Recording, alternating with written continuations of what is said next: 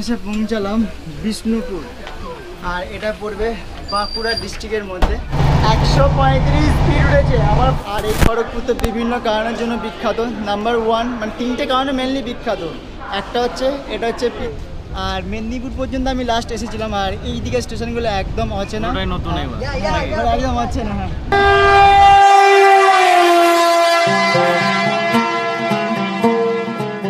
আজকে যাব বাঁকুড়ায়, এবং এই বাঁকুড়া বিখ্যাত পোড়ামাটি ঘোরার জন্য। আর সেই সঙ্গে দেখাবো সুন্দর একটি ট্রেন জার্নি 12883 রূপসী বাংলা এক্সপ্রেসে। এই ট্রেনের স্পিড দেখে আমি অবাক, কারণ ঘন্টায় 135 কিলোমিটার গতিতে প্রায় বন্দে ভারত এক্সপ্রেসের মতো ছুটে চলেছিল এই Rupasi Bangla express. Hey guys, welcome back to my YouTube channel and I am back again with another new blog video. আজকে যাব বাঁকুড়াতে, এবং এই বাঁকুড়া বিখ্যাত ওখানকার টেরাকোটা কাজের জন্য। আর আমাদের ট্রেন আছে 12883 রূপসী বাংলা এক্সপ্রেস, যেটা সকাল 6টায় সাঁতরাগাছি স্টেশন থেকে ছেড়ে যাবে এবং বাঁকুড়া পৌঁছে দেবে 9:56। তো এখন যাই দেখি কত নম্বর প্ল্যাটফর্মে আমাদের ট্রেন দিয়েছে রূপসী বাংলা এক্সপ্রেস। আর এখন আছি আমি সাঁতরাগাছি রেলওয়ে স্টেশনে।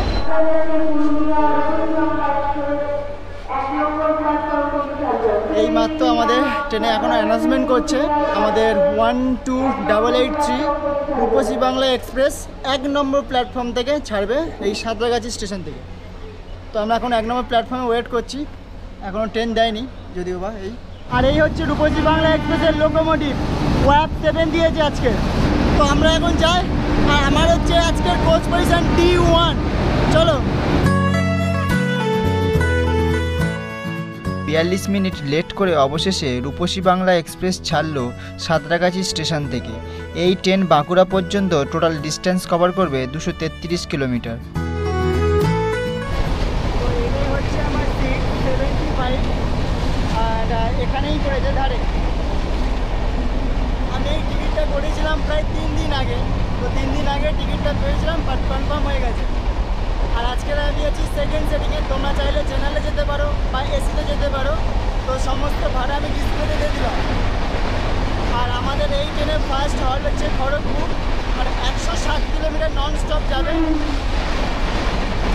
আর এই ট্রেনের ম্যাক্সিমাম স্পিড হচ্ছে 130। এবার দেখার বিষয় যে 130 তুলতে পারে কিনা। এটাই ছিল হচ্ছে D1, এটাই হচ্ছে D1 কম্পার্টমেন্ট। আর এই ট্রেনটা ধরার জন্য মানে হাওড়া স্টেশনে আজকে সারা রাত মানে জেগে থাকতে হয়েছে। আর অনেক কষ্ট হয়েছে। বলে আমরা এখন যাই, আমার এখানে জায়গা না, আমার জায়গা হচ্ছে গেটে। তবে যারা মুকুটমণিপুর ঘুরতে যাবে তাদের জন্য এই ট্রেন পারফেক্ট। এই ট্রেনের সেকেন্ড সেটিং সিট ব্যবস্থা হলো, একদিক 3টে ও আরেক দিক 2টো করে সিট রয়েছে, এবং তোমরা পেয়ে যাবে পুশ ব্যাক সিট। তাছাড়া ছোট্ট একটা টেবিল পাবে চা, খাবার ও ল্যাপটপ রাখার জন্য, এবং রয়েছে বিগ লেগ স্পেস।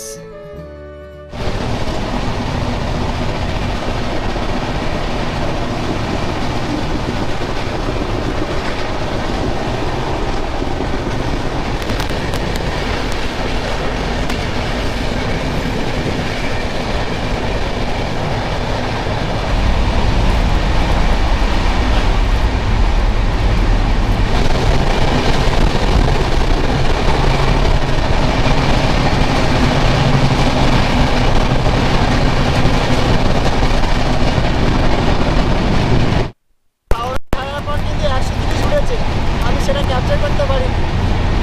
112 এখন যাচ্ছে। আর এই ট্র্যাকে কি আওয়াজ, মানে আমার হাফ কথা শোনা যাচ্ছে না।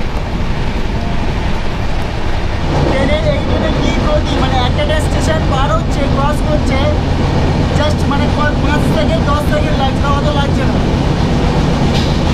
সেই টানছে রূপসী বাংলা, মানে এত ব্যাড লাগ। 135 স্পিড উঠেছে, আমার ফোনে ক্যাপচার হয়েছে, বাট তোমাদের দেখাতে পারলাম না। এই যে 135, আর এক্সপ্রেস ট্রেন বেরিয়ে গেল। এই ট্রেনে ম্যাক্সিমাম স্পিড হচ্ছে 130। 130কে ক্রস করে 135 উঠেছে। ভাবা যায়?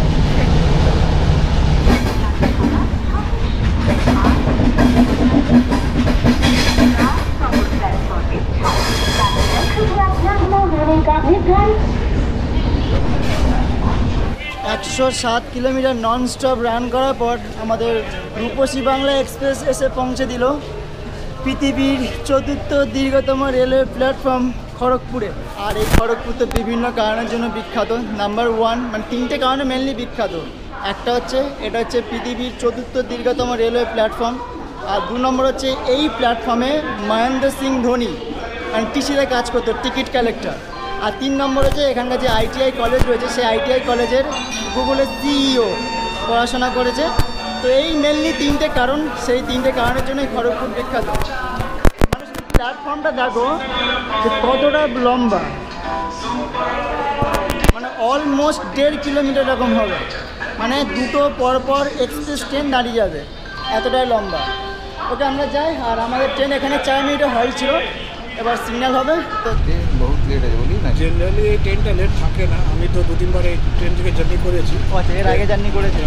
বেশিরভাগ ট্রেন লেট থাকে না, কিন্তু আজকে হতে পারে যে কোনো কারণে আজকে সাঁতরাগাছি থেকেই মোটামুটি 50 মিনিট লেট খুলেছে, কিন্তু কভার করার চেষ্টা করছে ট্রেনটা। খুব ভালোই স্পিড, ওটাই এই ট্রেনের ম্যাক্সিমাম স্পিড হচ্ছে 130, আগে ক্রস করে 135 পর্যন্ত গিয়েছে। মানে লেটটা মেকআপ করার চেষ্টা করছে। দেখা যায় শেষ পর্যন্ত কী হয় আর কি।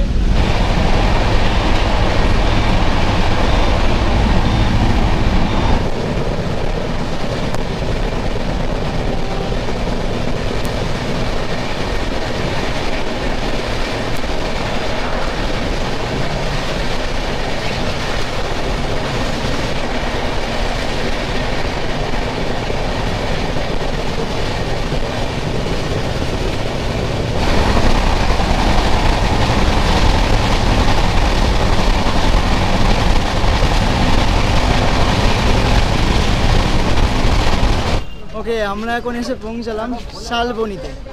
আর যেহেতু এই ট্রেনটা ধরার জন্য মানে আগের দিন রাতে পুরো হাওড়া স্টেশনে রাত কাটাতে হয়েছে, তো এত ঘুম পাচ্ছে মানে প্রত্যেকটা স্টেশন আর কি কভার করা অসম্ভব হয়ে গেছে, বাট তাও করতে হচ্ছে। আর এটাই পড়বে পশ্চিম মেদিনীপুর ডিস্ট্রিক্টের মধ্যে এই শালবনি। আর এখানে আমাদের ট্রেন মাত্র 1 মিনিটে হল্ট, মানে এক্ষুনি আর কি সিগন্যাল হয়ে যাবে আর ছেড়েই দেবে।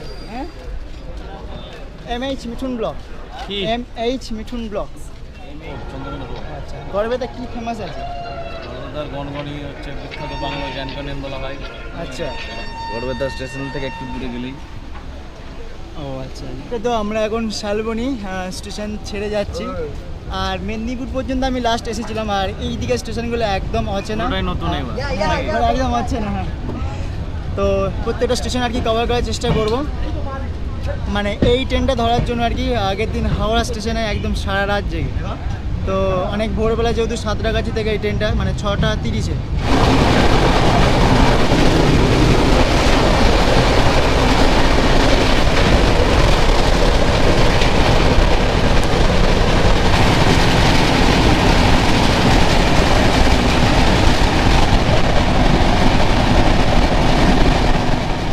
আমরা এখন এসে পৌঁছালাম বিষ্ণুপুর, আর এটা পড়বে বাঁকুড়া ডিস্ট্রিক্টের মধ্যে।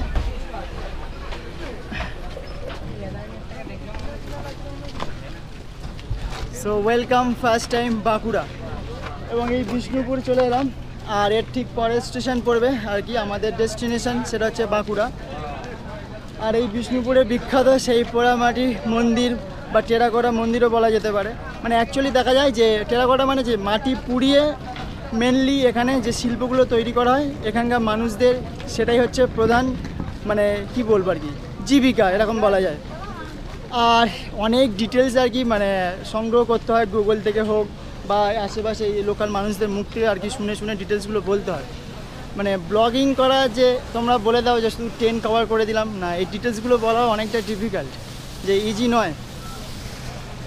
আর এটাই ছিল বিষ্ণুপুর 1 নম্বর প্ল্যাটফর্ম। আর প্রথমবার এলাম বাঁকুড়া, আর এরপর আমাদের ট্রেনের ডেস্টিনেশন হবে মানে আমার ডেস্টিনেশন বাঁকুড়া, এই ট্রেন চলে যাবে পুরুলিয়াতে।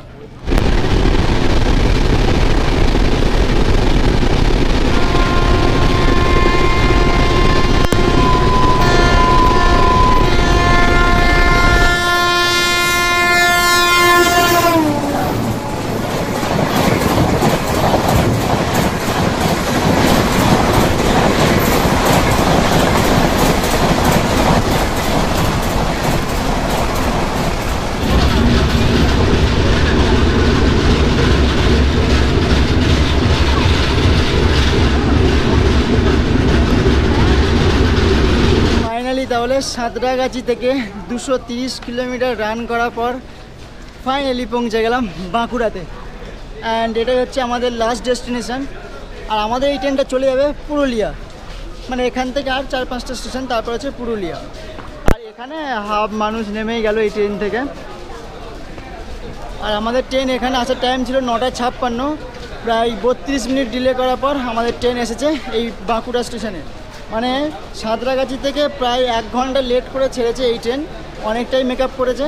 যে 12883 রূপসী বাংলা এখন পুরুলিয়ার উদ্দেশ্যে বেরিয়ে যাচ্ছে বাঁকুড়া স্টেশন থেকে। এই যে টাটা, এই ট্রেনটা এখন ডাইরেক্ট চলে যাবে পুরুলিয়া। তো তোমরা যারা পুরুলিয়া আসতে চাও কলকাতা থেকে, এই সাঁতরাগাছি থেকে এই রূপসী বাংলা এক্সপ্রেস এই ট্রেনটা ধরতে পারো। একদম মানে রাইট টাইমে একদম পৌঁছে দেবে। সকাল সকাল তোমরা ঘুরতেও পারবে, এই বাঁকুড়া স্টেশনে নেমে বা পুরুলিয়া স্টেশনে নেমেও তোমরা ঘুরতে পারবে। তো আমাকে দেখি এখন স্টেশন থেকে এক্সিট নেব, তারপর এখান থেকে একটু কিছু খাওয়া দাওয়া করতে হবে, কারণ কিছুই খাইনি ট্রেনে এসে, তেমন খাওয়া দাওয়া কিছুই ওঠেনি। ওকে গাইজ, ফাইনালি তাহলে পৌঁছে গেছি এই যে বাঁকুড়া। আর তোমাদের এই ব্লগটা কেমন লাগলো অবশ্যই জানাবে, বিশেষ করে এই রূপসী বাংলা ট্রেন জার্নিটা মানে একদম আনএক্সপেক্টেড। যে এই ট্রেনের আমি স্পিডটা নিয়ে পুরো আনএক্সপেক্টেড, মানে 130 অ্যাভারেজ, কিন্তু ওভার স্পিড হয়ে গেছে 135। ওকে, তো ফাইনালি তাহলে পৌঁছে গেলাম এই যে বাঁকুড়া, মানে যেটা বিখ্যাত আর কি এখানকার ঘোড়া মানে ওই যে অরিজিনাল ওই ঘোড়া নয়, পোড়া মাটির ঘোড়া। মানে এখানকার মানুষজন আর কি ওই পোড়া মাটির দ্বারাই আর কি জীবিকা অর্জন করে, ওইটাই দ্বারা এনাদের আর কি পেট চলে। আজকে তাহলে ব্লগটা তাহলে এখানেই শেষ করছি। তোমাদের কেমন লাগলো এই ট্রেন জার্নি সাঁতরাগাছি থেকে এই আপ টু বাঁকুড়া পর্যন্ত রূপসী বাংলা এক্সপ্রেসে? তো আপাতত টাটা, নেক্সট ব্লগে আবার দেখাবে অন্য কোনো ট্রেন জার্নি নিয়ে। আপাতত বাই।